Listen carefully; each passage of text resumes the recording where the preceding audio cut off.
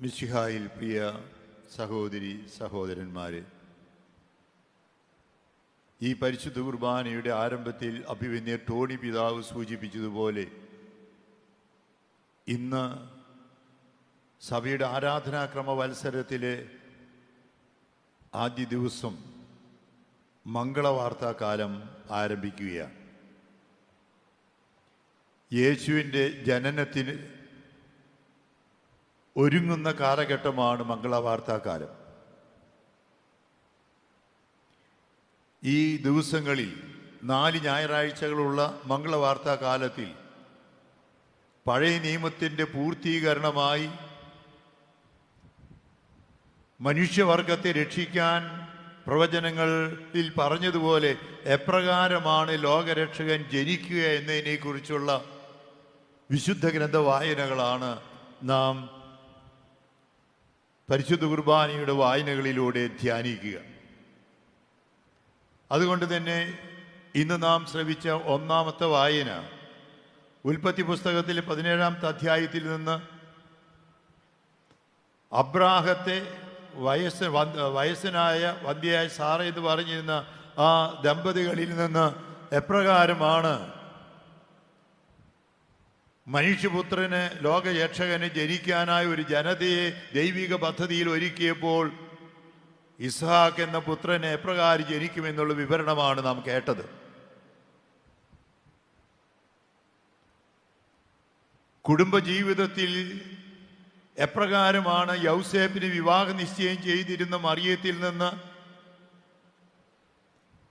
ദൈവപുത്രൻ ജനിക്കുക എന്ന് സൂചിപ്പിക്കുവാൻ വേണ്ടി എഫേസ്യർക്ക് എഴുതിയ ലേഖനത്തിൽ സഭയെയും ക്രിസ്തുവിനെയും യേശുവിൻ്റെ വധുവായി സഭയെ വിശുദ്ധീകരിച്ചുകൊണ്ട് വ്യാഖ്യാനിച്ചുകൊണ്ട് എഴുതിയ എഫേസ്യർക്ക് എഴുതിയ ലേഖനത്തിൽ നിന്നാണ് നാം വായിച്ചത്. യേശുവാണ് ലോകത്തിൻ്റെ രക്ഷകൻ. ആ യേശുവിൻ്റെ വധുവാണ്, ശരീരമാണ് സഭ. ആ യേശുവിനോട് ചേർന്ന് നിൽക്കുമ്പോഴാണ്, ആ സഭയോട് ചേർന്ന് നിൽക്കുമ്പോഴാണ് യഥാർത്ഥ സഭാംഗങ്ങളാകുകയെന്ന് പൗലോസ്ലീഹ നമ്മെ പഠിപ്പിക്കുകയാണ്. ഇന്ന് ഇപ്പോൾ തന്നെ നാം വായിച്ചു കേട്ട സുവിശേഷം മംഗളവാർത്താ കാലത്തിൽ ആദ്യത്തെ ഞായറാഴ്ച, അത് സ്നാപയോഹന്നാൻ്റെ ജനനത്തെക്കുറിച്ചുള്ള മംഗളവാർത്ത ഗബ്രിയേൽ ദൂതനിലൂടെ ദർശനത്തിലൂടെ സക്രിയായിക്ക് ലഭിച്ചതാണ് നാം കേട്ടത്.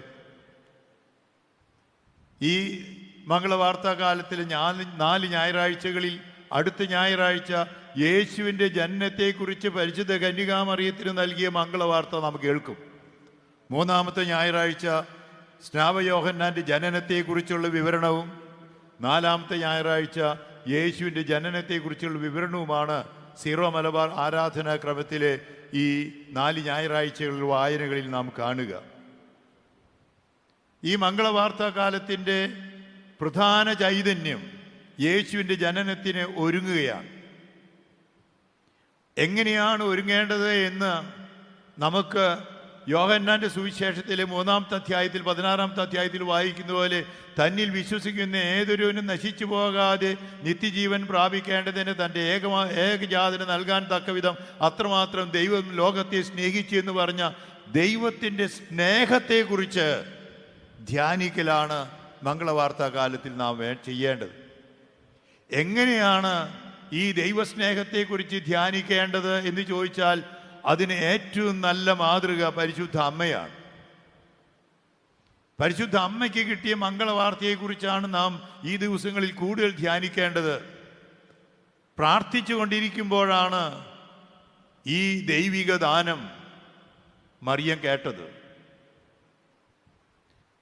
ഇതുപോലെ ദൈവസ്നേഹത്തെക്കുറിച്ച് ഈ ദാനമായി നൽകിയത് യേശുവിൻ്റെ മനുഷ്യവർഗത്തെ രക്ഷിക്കാനുള്ള സ്നേഹത്തിൻ്റെ ഏറ്റവും ഉദാത്തമായ മാതൃകയാണ് പരിശുദ്ധ കുർബാന. അത് ദൈവത്തിൻ്റെ ദാനമാണ്, അത് നൽകപ്പെട്ടതാണ്. മറിയത്തിന് നൽകപ്പെട്ടതുപോലെ നമുക്ക് നൽകപ്പെട്ട ദാനം. അങ്ങനെയാണെങ്കിൽ എപ്രകാരമാണ് ഈ യേശുവിൻ്റെ ജനനത്തിരുനാളിന് ഒരുങ്ങേണ്ടത് എന്ന് ചോദിച്ചാൽ പരിശുദ്ധ കുർബാന ഇന്ന് നമ്മൾ അർപ്പിക്കുന്ന പരിശുദ്ധ കുർബാനയിൽ അതിൻ്റെ കൃത്യമായ ആശയങ്ങൾ നമുക്ക് കാണാനായിട്ട് സാധിക്കും. പരിശുദ്ധ അമ്മ യേശുവിൻ്റെ ജനനത്തിരുന്നാളിൽ ഒരുങ്ങിയത് പ്രാർത്ഥനയുടെ പശ്ചാത്തലത്തിലാണ്. ഏറ്റവും ഉദാത്തമായ പ്രാർത്ഥന, വത്തിക്കാൻ സൂനദോസിലെ ജനതകളുടെ പ്രകാശം എന്ന് പറയുന്ന ആ കോൺസ്റ്റിറ്റ്യൂഷൻ്റെ 11ാമത്തെ ഖണ്ഡികയിൽ പറയുന്നത് പോലെ ക്രൈസ്തവ ജീവിതത്തിൻ്റെ ഉറവിടവും ഉച്ചിയും പരിശുദ്ധ കുർബാനയാണെങ്കിൽ പരിശുദ്ധ കന്യകാമറിയത്തെ സംബന്ധിച്ചിടത്തോളം അവളുടെ ജീവിതത്തിൻ്റെ ഏറ്റവും ഉദാത്തമായ കാര്യം ഈ യേശുവിനെ കിട്ടി എന്നുള്ളതാണ്. അതിന് വേണ്ടത് പ്രാർത്ഥനയുടെ പശ്ചാത്തലത്തിൽ നമ്മൾ ദൈവവചനം കേൾക്കാനായി ഇരിക്കണം. മറിയം ചെയ്തത് ദൈവത്തിൻ്റെ വചനം കേട്ടു. വചനം കേട്ട് കഴിഞ്ഞപ്പോൾ ലൂക്ക 1:38 വായിക്കുന്ന പോലെ ദൈവത്തിൻ്റെ പദ്ധതിക്ക് ഹിതത്തിന് ഇതാ കർത്താവിൻ്റെ ദാസി എന്ന് പറഞ്ഞു. അങ്ങനെ വന്നപ്പോൾ പരിശുദ്ധാത്മാവിൻ്റെ ആവാസത്താൽ വചനത്തിന് മാംസം കൊടുത്ത് യേശു മറിയത്തിൻ്റെ ഉദരത്തിൽ ഉരുവായി. യേശുവിനെ മറിയം ആവശ്യമുള്ളിടത്ത് എല്ലായിടത്തേക്കും കൊണ്ടു നടന്നു, എലിസബത്തിൻ്റെ അടുത്തേക്ക് കൊണ്ടുവന്നു. അതുകൊണ്ടാണ് ഇന്നത്തെ സുവിശേഷത്തിൽ സ്നാപയോഹന്നാനെ കുറിച്ച് പറഞ്ഞത്, ഉദരത്തിൽ ഏലീശായുടെ ഉദരത്തിൽ വെച്ച് തന്നെ അവൻ പരിശുദ്ധാത്മാവിനാൽ നിറയുമെന്ന്. ആ യേശുവിനെ കൊണ്ടു നടന്ന് സാക്ഷ്യപ്പെടുത്തി മറിയം. ആ യേശുവിനെ പ്രസവിച്ചു ക്രിസ്മസ് ദിവസം ബത്ലഹേമിൽ വെച്ച്. ഇതുപോലെ യേശുവിനെ മറ്റുള്ളവർക്ക് കൊടുക്കാൻ പ്രഘോഷിക്കാനുള്ള ഉത്തരവാദിത്വമാണ് നമുക്കുള്ളത്. അതിനെ എങ്ങനെയാണ് ഈ മറിയത്തെ പോലെ ചെയ്യേണ്ടത്, അല്ലെങ്കിൽ ക്രിസ്മസിന് ഒരുങ്ങേണ്ടതെന്ന് മാർക്കോസ് 1:15 പറയുന്ന പോലെ യേശു മറിയത്തിൽ വന്നപ്പോൾ മറിയം ആദ്യത്തെ സക്രാരിയായി. ഈ ഭൂമി, യേശു ഭൂമിയിൽ ജനിച്ചപ്പോൾ ഈ ഭൂമി ദൈവരാജ്യമായി. നമ്മുടെ ഹൃദയം, നമ്മുടെ കുടുംബം, നമ്മുടെ ഇടവക, നമ്മുടെ നാട്, നമ്മുടെ ലോകം ദൈവരാജ്യമാകണം. ആ ദൈവരാജ്യമാകണമെങ്കിൽ യേശു വരണം. ആ യേശു ലോകാവസാനം വരെ ഈ ഭൂമിയിൽ ജനിക്കുന്നതിന്, ജീവിക്കുന്നതിന്, പ്രവർത്തിക്കുന്നതിന് യേശു കണ്ടുപിടിച്ച സ്നേഹത്തിൻ്റെ ഉദാത്തമായ മാതൃകയാണ് പരിശുദ്ധ കുർബാന. അങ്ങനെയാണെങ്കിൽ ആ മാർക്കോസ് 1:15 പറഞ്ഞ പോലെ 2 കാര്യങ്ങൾ വേണം. ഒന്ന്, അനുതപിച്ച്; 2, സുവിശേഷത്തിൽ വിശ്വസിക്കണം. നാം ഈ നോമ്പ് കാലത്തിൻ്റെ ചൈതന്യത്തിൽ, ഡിസംബർ 1 മുതൽ 25 വരെയുള്ള നോമ്പ് കാലത്തിൻ്റെ ചൈതന്യത്തിൽ പ്രാർത്ഥനയോടെ, ഉപവാസത്തോടെ, പ്രായശ്ചിത്ത പരിപാടികളോടെ, പരോപകാര പ്രവർത്തികളോടെ മറ്റുള്ളവരെ സഹായിച്ചുകൊണ്ട് മറിയത്തിൻ്റെ മാതൃകയിൽ യേശുവിൻ്റെ ജനനത്തിരുന്നാളിന് നാം ഒരുങ്ങണം. രണ്ടാമതായി, സുവിശേഷത്തിൽ നമ്മൾ വിശ്വസിക്കുകയാണ്. അതുകൊണ്ടാണ് ഈ ദിവസങ്ങളിൽ അതിരൂപത തന്നെ പാവപ്പെട്ടവരെ സഹായിക്കാൻ, മിഷൻ പ്രവർത്തനങ്ങളെ സഹായിക്കാനായി നിങ്ങൾ സന്നദ്ധരാകണമെന്ന് ആഹ്വാനം ചെയ്തു. ഇന്ന് നമ്മൾ പരിശുദ്ധ കുർബാനയുടെ നവീകൃത ക്രമവും ഒപ്പം തന്നെ ഏകീകൃത അർപ്പണ രീതിയും നമ്മൾ ആരംഭിച്ചിരിക്കുകയാണ്. ഇവിടെ ഈ പരിശുദ്ധ കുർബാനയിൽ ഞാൻ നേരത്തെ സൂചിപ്പിച്ചതുപോലെ യേശുവിൻ്റെ ജനനത്തിരുനാളിൻ്റെ, പീഡാനുസഹനത്തിൻ്റെ, മരണത്തിൻ്റെ, ഉത്ഥാനത്തിൻ്റെ, പരിശുദ്ധാത്മാവ് ആഗമനത്തിൻ്റെ, സഭ ആരംഭിച്ചതിൻ്റെ, സഭയുടെ മിഷൻ്റെ എല്ലാം ആശയങ്ങൾ ഇവിടെ കാണാം.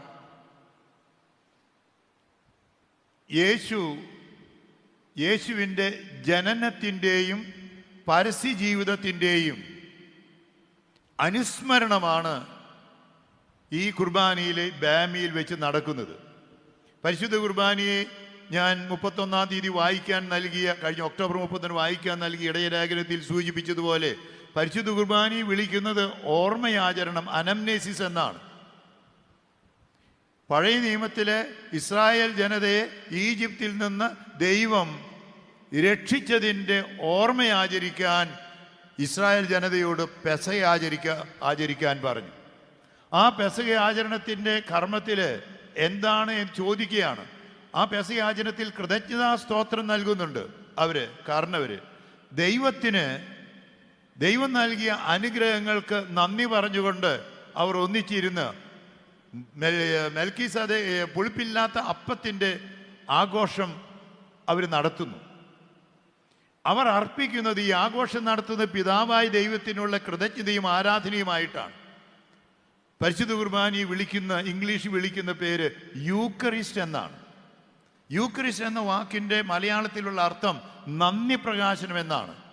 ദൈവം നൽകിയിട്ടുള്ള കൃപകൾക്ക് നന്ദി പറയലാണ് യൂക്രിസ്റ്റ്, പരിശുദ്ധ കുർബാന. പെസഹ ദിവസത്തിൽ ആ ജനത മുഴുവൻ ദൈവത്തിന് നന്ദി പറഞ്ഞതുപോലെ, യേശു അപ്പമെടുത്ത് കൃതജ്ഞതാ സ്തോത്രം ചെയ്തതുപോലെ നമ്മൾ ഈ കുർബാനയിൽ നന്ദി പ്രകാശനം യൂക്രിസ്റ്റ് ആകുകയാണ്. അത് കഴിഞ്ഞ് പെസഹ ആചരണത്തിൻ്റെ അന്ന് യേശു 2 കാര്യങ്ങൾ ചെയ്തു. ഒന്ന്, ശുശ്രൂഷയുടെ കാലുകൾ കഴുകി. അത് കഴിഞ്ഞ് പൗരോഹിത്യം സ്ഥാപിച്ച്, പരിശുദ്ധ കുർബാന സ്ഥാപിച്ച്, ഇതെൻ്റെ ഓർമ്മയ്ക്കായി ചെയ്യാൻ പറഞ്ഞു. അതാണ് ഓർമ്മയാചരണം. പക്ഷെ അത് കഴിഞ്ഞ് പിറ്റേ ദിവസം ചെയ്തത് കാൽവരിയിൽ ബലി അർപ്പിച്ചു. യേശു വന്നത് യോഹന്നാന്റെ സുവിശേഷം 1:29 വായിക്കുന്ന പോലെ ലോകത്തിൻ്റെ പാപങ്ങൾ നീക്കുന്ന ദൈവത്തിൻ്റെ കുഞ്ഞാടായിട്ടാണ്. മനുഷ്യവർഗത്തെ രക്ഷിക്കാൻ വേണ്ടി പെസഹ ആചരണം ഇസ്രായേൽ ജനത നടത്തിയിരുന്നെങ്കിലും അവർ പിറ്റേ ദിവസം പ്രധാന പുരോഹിതൻ ജെറൂസലം ദേവാലയത്തിൻ്റെ പരിശുദ്ധിയുടെ പരിശുദ്ധിയിൽ പ്രധാന കോവിലിൽ ചെന്ന് കറയില്ലാത്ത കുഞ്ഞാടിനെ കൊന്ന് ബലി അർപ്പിച്ച് അതിൻ്റെ രക്തം അൾത്താരയിൽ തെളിച്ച് അങ്ങനെ മനുഷ്യവർഗത്തിൻ്റെ പാപപരിഹാര ബലി അർപ്പിച്ചതുപോലെ യേശു മനുഷ്യവർഗത്തെ രക്ഷിക്കാൻ വേണ്ടി പഴയ നിയമത്തിൽ കുഞ്ഞാടിനെയാണ് ബലിയർപ്പിച്ചതെങ്കിൽ പുതിയ നിയമത്തിൽ യേശു തന്നെ ബലിയായി അർപ്പിച്ചു മനുഷ്യനെ രക്ഷിച്ചതിൻ്റെ. അതുകൊണ്ടാണ് കുർബാന എന്ന് പറയുന്നത് പീഡാസഹനത്തിൻ്റെ, മരണത്തിൻ്റെ, ഉത്ഥാനത്തിൻ്റെ ഓർമ്മയാചരണം എന്നാണ്. ആ യേശു അർപ്പിച്ചത് പിതാവിനെ അർപ്പിച്ച്, പിതാവിനെ മനുഷ്യരെ രക്ഷിക്കാൻ വേണ്ടി യേശു അർപ്പിച്ചപ്പോൾ അത് ലോകാവസാനം വരെ തുടരാൻ വേണ്ടി തലേ ദിവസം മെൽക്കിസദേക്കിൻ്റെ ക്രമപ്രകാരം എന്ന രീതിയിൽ അപ്പവും വീഞ്ഞെടുത്തിട്ട് ഇതെൻ്റെ ശരീരമാണ്, ഇതെൻ്റെ രക്തമാണ്, ഇത് പുതിയ ഇടമ്പടിയാണ്, ഇതിൽ നിന്ന് ഭക്ഷിക്കുന്ന എന്നേക്കും ജീവിക്കുമെന്ന് പറഞ്ഞ് രക്ഷിക്കാൻ വേണ്ടി കുർബാന സ്ഥാപിച്ചു. അപ്പോൾ കുർബാന സ്ഥാപിച്ചത് കാൽവരിയുടെ ബലി ലോകാവസാനം വരെ എങ്ങനെയാണ് തുടരേണ്ടതെന്ന് യേശു പഠിപ്പിച്ചത് തലേ ദിവസം. ഇനി ഞാൻ ഈ രക്ഷാകര ബലി അർപ്പിച്ചത് ലോകാവസാനം വരെ യാഥാർത്ഥ്യവൽക്കരിക്കാൻ വേണ്ടി മെൽക്കിസദേക്കിന്റെ ക്രമം അപ്പവും വീഞ്ഞും എടുത്ത് നിങ്ങൾ അർപ്പിക്കുക. ഇപ്പോൾ നിങ്ങൾ ചോദിക്കും, കൂദാശ ഭാഗത്ത് കാർമികൻ അൾത്താരിയിലേക്കാണ് തിരിയുന്നത്. എന്തുകൊണ്ടാണ് തിരിയുന്നത് എന്ന് 1965 വരെ എല്ലാ സഭകളും കുർബാന മുഴുവനും അൾത്താരിയിലേക്കായിരുന്നു. കാരണം യേശു പിതാവിന് അർപ്പിച്ച ബലി, ആ ബലി യേശുവിൻ്റെ പ്രതിനിധിയായി, ദൈവജനത്തിൻ്റെ പ്രതിനിധിയായി വൈദികൻ പിതാവിനാണ് അർപ്പിക്കുന്നത്, യേശുവാണ് അർപ്പിക്കുന്നത്. അതുകൊണ്ടാണ് ഏറ്റവും വലിയ ആരാധനയാകുന്നത്, അതുകൊണ്ടാണ് ഏറ്റവും വലിയ ബലിയാകുന്നത്. യേശു അർപ്പിച്ച ബലി യേശുവിൻ്റെ പ്രതിനിധിയായി പിതാവിൻ്റെ പക്കലേക്ക് തിരിഞ്ഞിട്ടാണ് നമ്മൾ ചെല്ലുന്നത്. അതുകൊണ്ടാണ് ഈ നവീകരിച്ച കുർബാനക്രമം ഇന്ന് നടപ്പിൽ വരുന്നു. നിങ്ങൾ കുർബാന നോക്കിയോ തുടക്കത്തിൽ തന്നെ വളരെ ചെറിയ വ്യത്യാസമേ ഉള്ളൂ. അത് പല പ്രാവശ്യം നവീകരിച്ചിട്ടുണ്ട് നമ്മുടെ ടെക്സ്റ്റ്. 2020 സിനഡിൽ ഇത് അംഗീകരിച്ച് കൊടുത്തപ്പോൾ പറഞ്ഞു ആ ക്രമം നടപ്പിൽ വരുന്നതോടുകൂടി ഈ ഏകീകരിച്ച കുർബാന അർപ്പണ രീതി നടപ്പിലാക്കാമെന്ന്. അത് അംഗീകരിച്ച് വന്നപ്പോൾ 2021 ജൂൺ 9 പരിശുദ്ധ സിംഹാസനത്തിൽ നിന്ന് അത് അംഗീകരിച്ച് വന്നപ്പോൾ വളരെ കൃത്യമായി സീറോ മലബാർ സിനഡ് പിതാക്കന്മാരോടും എല്ലാ പിതാക്കന്മാരോടും എല്ലാ രൂപതകളോടും വൈദികരോടും സന്യസ്തരോടും അൽമായരോടും എല്ലാവരോടും പറഞ്ഞു എങ്ങനെയാണ് കുർബാന അർപ്പിക്കേണ്ടത്. അതിൻ്റെ ദൈവശാസ്ത്രം അനുസരിച്ച് ഈ കർത്താവിൻ്റെ ജനനത്തിൻ്റെ പരസ്യ ജീവിതത്തിൻ്റെ അത് കഴിഞ്ഞ് വിശ്വാസം പ്രഖ്യാപിച്ചുകൊണ്ട് വിശ്വാസ പ്രമാണത്തിന് ശേഷം കൂദാശ ഭാഗത്തേക്ക് വരുമ്പോൾ യേശുവിനോട് ചേർന്ന് പരമപിതാവിനെ അർപ്പിക്കുന്ന ബലിയായതുകൊണ്ട് ആദ്യ ഭാഗം ജനങ്ങളെ അഭിമുഖീകരിച്ചും കൂദാശ ഭാഗം അൾത്താരയെ അഭിമുഖീകരിച്ച് പിതാവിനുള്ള ബലിയായി യേശുവിൻ്റെ ബലിയായി അർപ്പിക്കുകയും ആ കൂദാശ ഭാഗം കഴിയുമ്പോൾ സമാപനം ജനങ്ങളിലേക്ക് തിരികെ ചെല്ലണമെന്ന് പരിശുദ്ധ സിംഹാസനത്തിൽ നിന്ന് 2021 ജൂൺ 9 വളരെ കൃത്യമായി ഇങ്ങനെ ചെയ്യണം എന്ന് തന്നെ നമ്മെ അറിയിക്കുകയും ചെയ്തു. എന്തുകൊണ്ടാണ് അങ്ങനെ വന്നത് എന്ന് ചോദിച്ചാൽ നമ്മുടെ സഭ പലപ്പോഴും പലതരത്തിൽ പീഡിപ്പിക്കപ്പെട്ടുകൊണ്ടിരിക്കുകയാണ്. ഇന്ന് പ്രതിസന്ധികൾ വളരെയേറെയാണ്. സഭയുടെ അനൈക്യം പല വർഷങ്ങളായി നാം കാണുന്നു. ഈ അനൈക്യത്തിൻ്റെ പ്രധാന കാരണം പരിശുദ്ധ കുർബാനയിൽ അനൈക്യം കൂടിയാണതുകൊണ്ട് തന്നെയാണ് വർഷങ്ങളായി ദൈവജനം 3 മേജർ ആർക്കി എപ്പിസ്കോപ്പൽ അസംബ്ലി നടത്തിയപ്പോൾ അവരെല്ലാവരും ആവശ്യപ്പെട്ടത് നിങ്ങൾ പലതരത്തിൽ പല രൂപതകളിൽ ചെയ്യരുത്, ഒരുപോലെ ചെയ്യണം. ഈ അനൈക്യത്തിൻ്റെ പശ്ചാത്തലത്തിൽ മാർപ്പാപ്പിയും ആഹ്വാനം ചെയ്തു, പരിശുദ്ധ സിംഹാസനവും ആഹ്വാനം ചെയ്തു, സിനഡ് തീരുമാനിച്ചു. ആ സിനഡിൻ്റെ തീരുമാനം നടപ്പിലാക്കാൻ പുതിയ ക്രമം നടപ്പിൽ വരുന്നതോടുകൂടി ഈ മംഗളവാർത്താക്കാലം ഇന്നു മുതൽ ആരംഭിക്കാൻ പറഞ്ഞത്. പലർക്കും പല അഭിപ്രായങ്ങളുണ്ട്. പക്ഷേ നേരത്തെ സൂചിപ്പിച്ചതുപോലെ പരിശുദ്ധ അമ്മയ്ക്ക് യേശുവിന് ദാനമായി കിട്ടി, പരിശുദ്ധ കുർബാന നമുക്കും ദാനമായി കിട്ടി. അത് യേശുവിൻ്റെ ദാനമാണ്, നൽകപ്പെട്ടതാണ്. അതിന് നമ്മൾ ചെയ്യേണ്ടത്, എല്ലാ വിശ്വാസികളും സഭാംഗങ്ങളും ചെയ്യേണ്ടത്, ഇതാ കർത്താവിൻ്റെ ദാസി എന്ന് പറഞ്ഞ് ദൈവഹിതത്തിന് പൂർണ്ണമായി വിട്ടുകൊടുത്ത പരിശുദ്ധ അമ്മയെ പോലെ, ഇത് ദൈവത്തിൻ്റെ പദ്ധതിയാണ്, ഇത് സഭയുടെ തീരുമാനമാണ്. അങ്ങനെയാണെങ്കിൽ ഇതാ കർത്താവിൻ്റെ ദാസൻ ദാസി എന്ന് പറഞ്ഞ് സഭ നമുക്ക് നൽകിയത് നാം സ്വീകരിക്കലാണ് നമ്മുടെ ഉത്തരവാദിത്വം. അതാണ് നമ്മുടെ രൂപതയിൽ ചെയ്യുന്നത്. ഭിന്ന അഭിപ്രായങ്ങൾ ഉണ്ടെങ്കിൽ അത് അവരുടെ അഭിപ്രായങ്ങൾ മാത്രം. അങ്ങനെ വരുമ്പോൾ ഈ കുർബാന എന്തായി? ഈ ബലി അർപ്പണം അതൊരു സമർപ്പണമാണ്. കുർബാന എന്ന വാക്കിൻ്റെ അർത്ഥം സമർപ്പണം എന്നാണ്. യേശു മനുഷ്യരക്ഷയ്ക്കായി ബലിയായി പിതാവിന് സമർപ്പിച്ചതുപോലെ നാം ഓരോരുത്തരും നമ്മുടെ കാഴ്ച വസ്തുക്കൾ കൊണ്ടുവന്ന് പിതാവിന് നമ്മെയും അർപ്പിക്കുന്നത് പോലെ ഈ ബലി അർപ്പണം നമ്മളെല്ലാവരും യേശുവിന് കൊടുക്കണം. യേശു നമ്മുടെ കാഴ്ചകൾ സ്വീകരിച്ച് അത് തൻ്റെ സ്വന്തമാക്കി തൻ്റെ ശരീരരക്തങ്ങളാക്കി മാറ്റി പിതാവിന് അർപ്പിക്കുന്നത് പോലെ ഈ കുർബാനയിൽ നമ്മൾ പങ്കുചേരണം. അങ്ങനെ വന്നപ്പോൾ ആ യേശു ചെയ്യുന്നത് എന്താ? സ്വർഗീയ വിരുന്നിൻ്റെ മുന്നാസ്വാദനമായി തൻ്റെ തന്നെ ശരീരരക്തങ്ങൾ ഇത് വിരുന്നിൻ്റെ, സ്വർഗീയ വിരുന്നിൻ്റെ ഭാഗമായി നമുക്ക് വിതരണം ചെയ്യുകയാണ്. ഇതെൻ്റെ ശരീരമാണ്, ഇതെൻ്റെ രക്തമാണ്, നിങ്ങളിത് ഭക്ഷിക്കുക.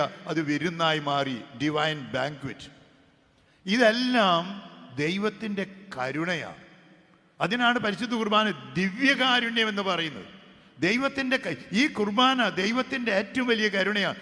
യേശു പിതാവിൻ്റെ സ്നേഹവും കരുണയുമാണെങ്കിൽ, അതുകൊണ്ടാണ് നമ്മളിനി ഈ പലപ്പോഴും കുർബാനയിൽ കരുണയായിരിക്കണമേ, കാരുണ്യത്തെക്കുറിച്ച് ഈ മാറ്റിയ ക്രമത്തിൽ ചില വാക്കുകളെ വ്യത്യാസമുള്ളൂ.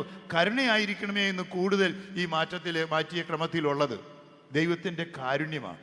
അങ്ങനെ വരുമ്പോൾ യേശു നമുക്ക് തരുമ്പോൾ നമ്മൾ യേശുവിനോട് ഒന്നായിത്തീരുന്നു.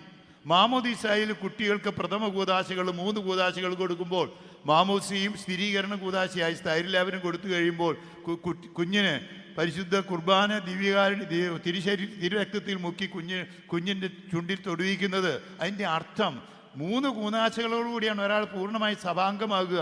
അതായത് യേശുവിനോട് ഒന്നാകണം. യേശുവിനോട് ഒന്നായാലേ സഭ അംഗമാകൂ. നമ്മൾ ഈ കുർബാന സ്വീകരണത്തോടുകൂടി, കുർബാന സ്വീകരണത്തിന് വിളിക്കുന്ന പേര് ഹോളി കമ്മ്യൂണിയൻ. അത് കൂട്ടായ്മയാണ്. അതുകൊണ്ടാണ് കുർബാനയിൽ പങ്കുചേരുമ്പോഴാണ് കൂട്ടായ്മ. പരിശുദ്ധ കുർബാന സ്നേഹത്തിൻ്റെ, ഐക്യത്തിൻ്റെ കൂദാശയാണ്. അത് സഭയോട് ചേർന്ന് നിൽക്കുമ്പോൾ, യേശുവിനോട് ചേർന്ന് നിൽക്കുമ്പോഴേ കൂട്ടായ്മയാവുകയുള്ളൂ. അപ്പോഴാണ് പരിശുദ്ധ കുർബാന സ്വീകരിച്ച് നാം യേശുവിൽ ഒന്നായതുപോലെ സഭയോട് ഒന്നായി തീരുകയാണ്. അതിന് നമുക്ക് ആവശ്യമായിരിക്കുന്നത് പരിശുദ്ധാത്മാവിൻ്റെ ആവാസമാണ്. ഇവിടെ പന്തക്കുസ്തായിലെ അനുഭവം കൂടി പരിശുദ്ധാത്മാവിൻ്റെ ആവാസത്തോടെ പരിശുദ്ധ അമ്മയിൽ വചനത്തിന് മാംസം കൊടുക്കാൻ പരിശുദ്ധാത്മാവ് വന്നതുപോലെ ഈ കുർബാനയിൽ അപ്പത്തെ വീഞ്ഞിന് യേശുവിൻ്റെ ശരീരരക്തങ്ങളായി പൂർത്തീകരിക്കാൻ പരിശുദ്ധാത്മാവിൻ്റെ ആവാസമുണ്ട്. പന്തക്കുസ്ത അനുഭവം. അത് കഴിഞ്ഞ് ഈ പരിശുദ്ധാത്മ അനുഭവത്തോടു കൂടി പരിശുദ്ധ അമ്മയും ശിഷ്യന്മാരെ എപ്രകാരം ലോകത്തിൽ സാക്ഷ്യം വഹിക്കാൻ തിരിച്ചുവോ, ഈ ഹോളി കമ്മ്യൂണിയൻ സഭയോട് ഒന്നായി തീർന്ന് നമ്മൾ ലോകത്തിലേക്ക് ശക്തി പ്രാപിച്ച് ഇറങ്ങിത്തിരിക്കുകയാണ്. അതുകൊണ്ടാണ് പരിശുദ്ധ കുർബാന ഇംഗ്ലീഷിൽ വിളിക്കുന്ന പേര് ഹോളി മാസ്. അത് ലത്തീൻ പദത്തിൽ നിന്ന് വരുന്നതാണ്. സാങ്ക്ത മിസ്സ എന്നതാണ്. ആ പരിശുദ്ധമായ ദിവ്യപ്രേഷണം, പറഞ്ഞയക്കല്, മിഷൻ. ഈ ഓരോ കുർബാന കഴിയുമ്പോഴും നമ്മൾ അയക്കപ്പെടുകയാണ്. യേശുവിൻ്റെ സുവിശേഷം പ്രസംഗിക്കാൻ, യേശുവിൻ്റെ കൂട്ടായ്മ പ്രഖ്യാപിക്കാൻ, യേശുവിൻ്റെ ജനത്തിന് യേശുവിനെ കൊടുക്കാൻ, അങ്ങനെ യേശുവിൻ്റെ ജനത്തെ പഠിപ്പിക്കാനും വിശുദ്ധീകരിക്കാനും നയിക്കാനുമായി ഓരോ വ്യക്തിയും ഹോളി മാസ് കഴിയുമ്പോൾ അയക്കപ്പെടുകയാണ്. പരിശുദ്ധ അമ്മ യേശുവിനെ പ്രസവിച്ച് യേശുവിനെ ലോകത്തിന് കൊടുത്തതുപോലെ നമ്മൾ ഓരോരുത്തരും ക്രിസ്മസിന് ഒരുങ്ങുന്ന അവസരത്തിൽ ഈ കുർബാനയിൽ യേശുവിനെ സ്വീകരിച്ച് യേശുവിനെ നമ്മുടെ ജീവിതത്തിൽ സാക്ഷ്യപ്പെടുത്തി ആ യേശുവിനെ ലോകത്തിന് കൊടുക്കാനുള്ള മിഷൻ പ്രവർത്തനമാണ് ഈ പരിശുദ്ധ കുർബാനയുടെ സന്ദേശം.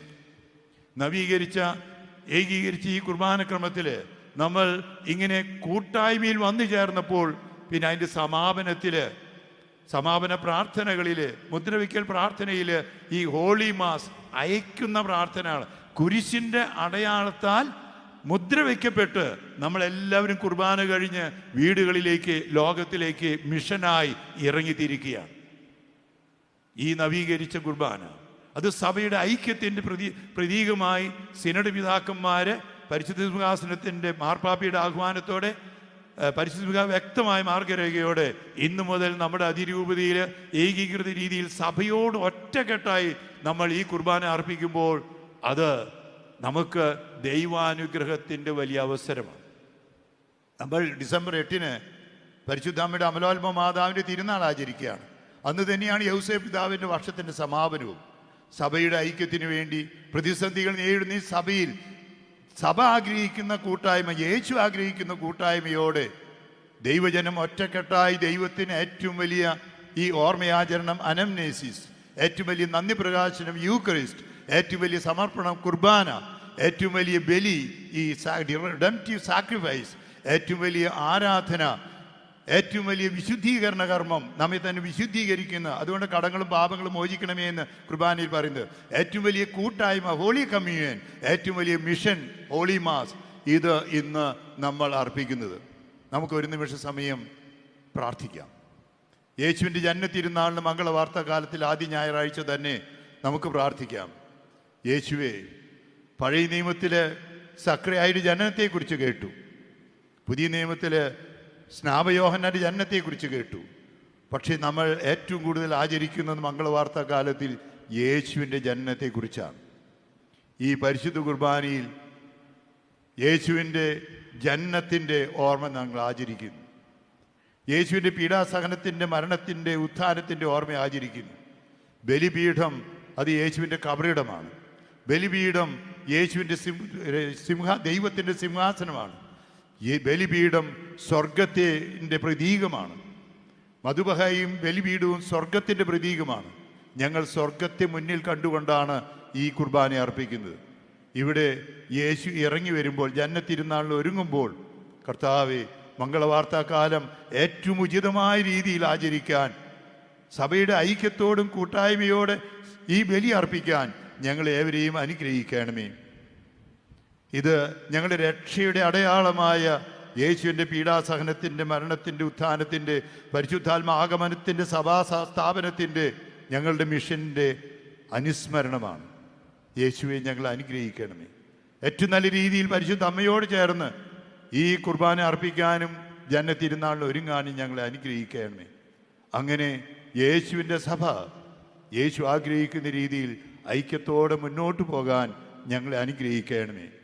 ഈ പരിശുദ്ധ കുർബാനയിൽ പങ്കുചേർന്നുകൊണ്ട് കേരളത്തിൻ്റെ, ഇന്ത്യയുടെ വിവിധ ഭാഗങ്ങളിൽ പങ്കുചേരുന്ന കുടുംബങ്ങളിലായിരിക്കുന്ന ഓരോരുത്തരെയും ദൈവമേ, ഏറ്റവും വലിയ കൃപയും അനുഗ്രഹവുമായ പരിശുദ്ധ കുർബാനയുടെ യേശുവാകുന്ന കൃപ ഓരോരുത്തർക്കും ലഭിക്കാൻ, പ്രതിസന്ധികൾ തരണം ചെയ്ത് സ്നേഹവും സമാധാനവും ഐക്യവും ഉണ്ടാകാൻ യേശുവെ, ഞങ്ങൾ ഏവരെയും, ഞങ്ങളുടെ കുടുംബങ്ങളെയും, ഞങ്ങളുടെ അതിരൂപതയെയും, ഞങ്ങളുടെ സഭയെയും ആശീർവദിക്കണമേ, അനുഗ്രഹിക്കണമേ. പിതാവിൻ്റെയും പുത്രൻ്റെയും പരിശുദ്ധാത്മാവിൻ്റെയും നാമത്തിൽ ആമേൻ.